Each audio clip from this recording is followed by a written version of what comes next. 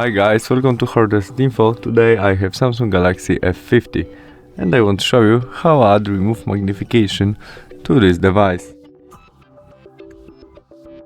To do that, in the first step we must open Settings application, where we look for our accessibility selection and there vision. Now we scroll down to our magnification and there we must switch on magnification shortcut. There we can choose option to turn on our magnification, maybe accessibility button, and confirm it by OK. And there we have our accessibility button. We press there and we open our magnification. We can easily change position of our zoom using two fingers and swiping on the screen. We can zoom it by swipe up and remove our magnification by swipe down. To turn off it, we press again on our shortcut. And that's all. Thanks for watching. Bye.